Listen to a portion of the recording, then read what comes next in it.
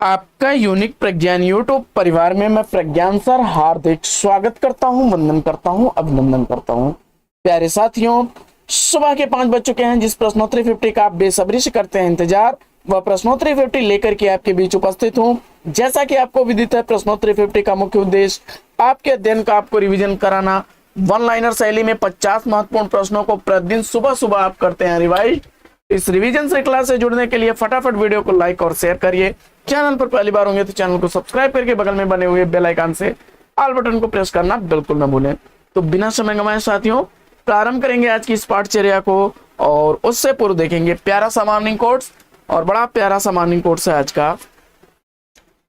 यदि आप उड़ नहीं सकते तो दौड़ें, यदि दौड़ नहीं सकते तो चलो, और चल भी नहीं सकते तो रेंगते हुए चलो, परंतु निरंतर आगे बढ़ते रहो। जीवन में सफल होना चाहते हैं तो आप एक एक स्टेप करके धीरे धीरे ही सही अपने लक्ष्य की तरफ निरंतर प्रयास करिए। यानी कि एक दिन में ही पूरा पाठ्यक्रम पढ़ने से अच्छा है कि थोड़ा थोड़ा पाठ्यक्रम का प्रतिदिन रिवीजन किया जाए। वह तैयारी आपके लिए काफी बेहतर तैयारी होगी साथियों। और इसी क्रम में प्रारंभ करेंगे हम लोग आज की इस पाठचर्या को, और देखेंगे इस रिवीजन श्रृंखला का आज का पहला प्रश्न। सिंहासन खाली है कृति का प्रकाशन वर्ष क्या है? जवाब में आपने 1974 ईस्वी चुना, तो बिल्कुल सही जवाब सुशील कुमार सिंह द्वारा लिखा गया। अगला प्रश्न है कि मेरी पत्नी और भेड़िया किसकी आत्मकथा है? मेरी पत्नी और भेड़िया आत्मकथा डॉक्टर धर्मवीर द्वारा दलित विमर्श के लेखक हैं, दलित विमर्श के लेखक हैं, और 2009 ईस्वी इस रचना का प्रकाशन वर्ष है। अगला प्रश्न है कि वात्सल्य को 10वां रस किसने स्वीकार किया है? वात्सल्य को 10वां रस आचार्य विश्वनाथ ने स्वीकार किया है।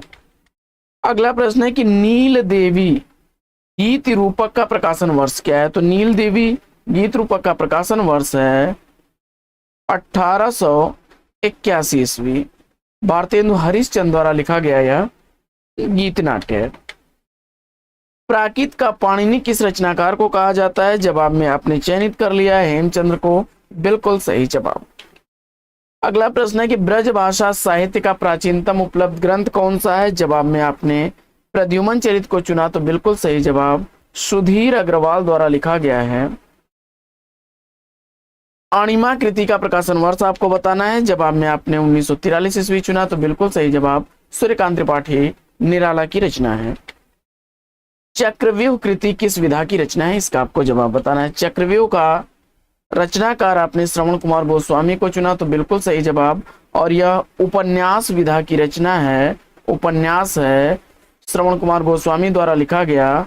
1980 ईस्वी इस उपन्यास का प्रकाशन वर्ष है। चितवन की छांव हल्दी धूप निबंध के निबंधकार कौन है? विद्यानिवास मिश्र को जवाब चुनकर के बिल्कुल सही जवाब चुना है आपने। 1953 ईस्वी का प्रकाशन वर्ष है। हल्दी धूप निबंध 1955 ईस्वी का प्रकाशित निबंध है। अगला प्रश्न है कि कुछ शब्द कुछ रेखाएं रेखाचित्र के रचनाकार कौन है? तो कुछ शब्द कुछ रेखाएं रेखाचित्र विष्णु प्रभाकर द्वारा लिखा गया है। 1965 ईस्वी का प्रकाशन वर्ष है। हिंदी कोविद रत्नमाला इतिहास ग्रंथ के लेखक कौन है? तो हिंदी कोविद रत्नमाला इतिहास ग्रंथ श्याम सुंदर दास द्वारा लिखा गया है, जो 2 भागों में प्रकाशित हुआ था। पहला भाग 1909 ईस्वी में, दूसरा भाग 1914 ईस्वी में प्रकाशित हुआ था। बंगाल में सूफियों द्वारा प्रचारित अवधी भाषा का नाम क्या है? जवाब में आपने गोहारी या गोयाटी चुना, तो बिल्कुल सही जवाब। विजन उपन्यास का प्रकाशन वर्ष आपको बताना है। विजन उपन्यास मैत्रेयी पुष्पा द्वारा लिखा गया 2002 ईस्वी का प्रकाशित उपन्यास है। अगला प्रश्न है कि हरिजन गाथा किसकी रचना है? तो हरिजन गाथा नागार्जुन की रचना है। अगला प्रश्न है कि डागी किस भाषा की उपबोली है? जवाब में आपने चुना ब्रज भाषा को, तो बिल्कुल सही जवाब। अगला प्रश्न है कि धूप छाई रंग किसका उपन्यास है? तो धूप छाई रंग गिरीश अस्थाना का उपन्यास है। 1970 ईस्वी का प्रकाशन वर्ष है। सूरदास जी को अष्टचाप का जहाज किसने कहा है? तो सूरदास को अष्टचाप का जहाज कहने वाले गोसाई विठलनाथ हैं।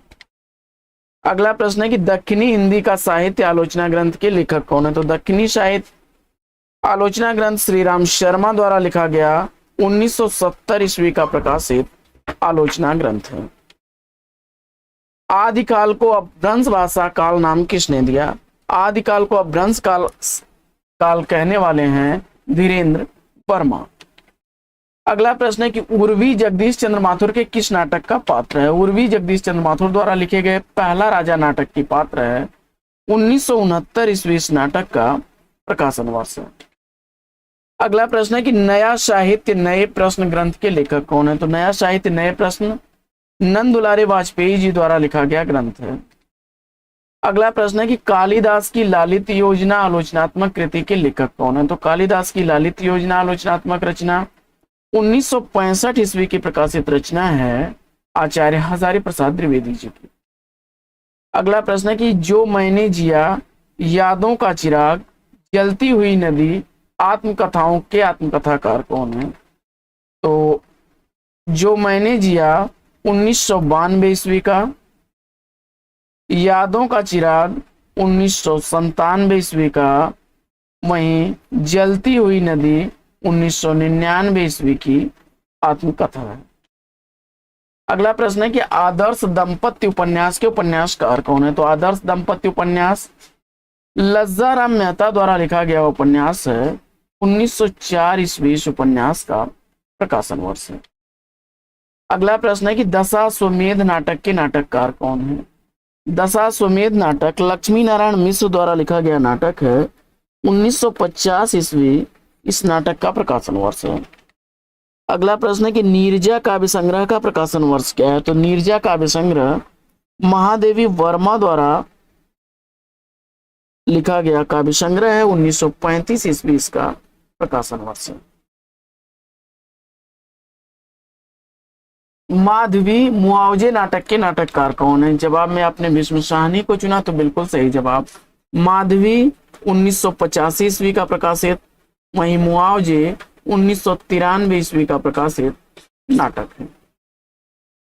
अगला प्रश्न है कि कल्पलता निबंध के निबंधकार कौन है? तो कल्पलता निबंध आचार्य हजारी प्रसाद द्विवेदी जी द्वारा लिखा गया 1950 ईस्वी का प्रकाशित निबंध है। अगला प्रश्न है कि अवधी भाषा की कौन सी कृति प्रथम कृति मानी जाती है? जवाब में आपने चंदायन या लोरकहा को चुना, तो बिल्कुल सही जवाब 1370 ईस्वी का रचना काल मुल्ला दाऊद द्वारा लिखी गई यह रचना है। अगला प्रश्न है कि ईश्वर की अध्यक्षता में किसकी काव्य रचना है? तो ईश्वर की अध्यक्षता में काव्य कृति लीलाधर जगुड़ी की है। अगला प्रश्न है कि संघ की राजभाषा हिंदी और लिपि देवनागरी होगी, यह किस अनुच्छेद में वर्णित है? जवाब में अनुच्छेद 343 चुना, बिल्कुल सही जवाब। योद्धा सन्यासी किसके जीवन से संबंधित जीवनी है? स्वामी विवेकानंद से संबंधित जीवनी है और 1969 ईस्वी में हंसराज रहबर द्वारा यह लिखी गई स्वामी विवेकानंद पर आधारित जीवनी। 7 नदियां एक समुंदर उपन्यास की लेखिका कौन है? जवाब में नासिरा शर्मा को आपने चुना, तो बिल्कुल सही जवाब 1984 ईस्वी का प्रकाशन वर्ष है। अगला प्रश्न है कि पंजाबी और लहदा भाषाएं किस अपभ्रंश से विकसित भाषाएं हैं? जवाब में आपने पैसाची को चुना, बिल्कुल सही जवाब। अगला प्रश्न है कि हिंदी साहित्य सम्मेलन के प्रथम सभापति कौन थे?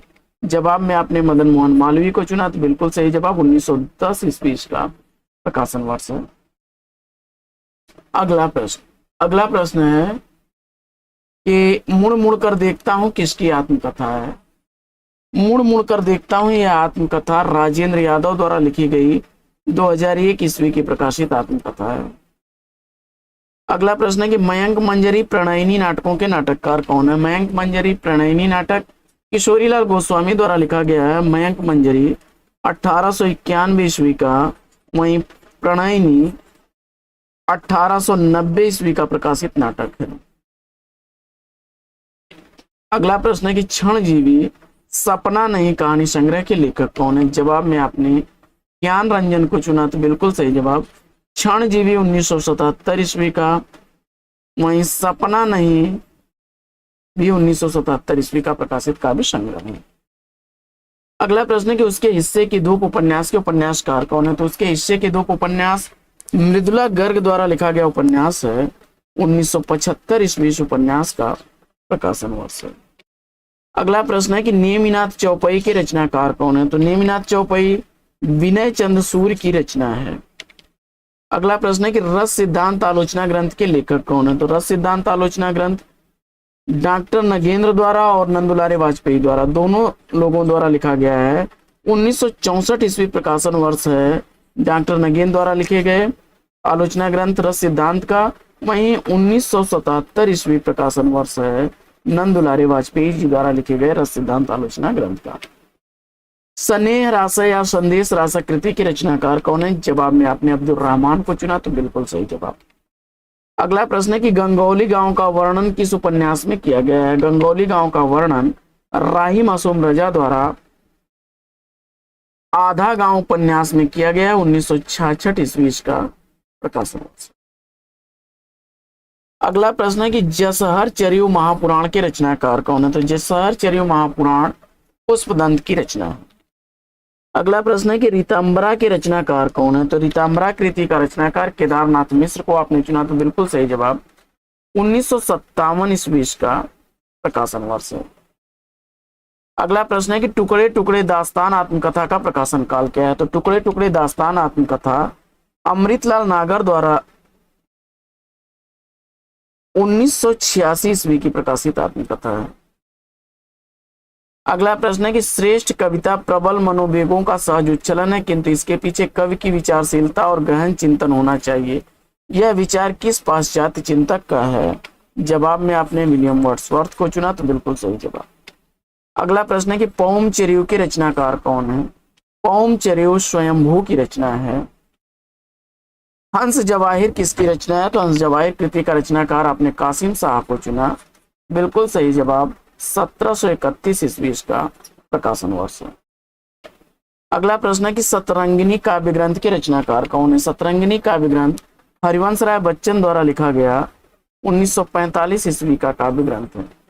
तो साथियों, आज की प्रश्नोत्तरी 50 लेती है यहीं पर विराम। वीडियो अगर अच्छा लगा हो तो लाइक और शेयर कर दीजिए। चैनल पर पहली बार है तो चैनल को सब्सक्राइब कर लीजिएगा। फिर मिलते हैं आपसे अगले वीडियो में एक नए प्रकरण, एक नए टॉपिक, एक नए अंदाज में। तब तक के लिए लेंगे आपसे विदा। आपका जीवन मंगलमय हो। बेस्ट विशेष बेस्ट ऑफ लक। जय हिंद साथियों।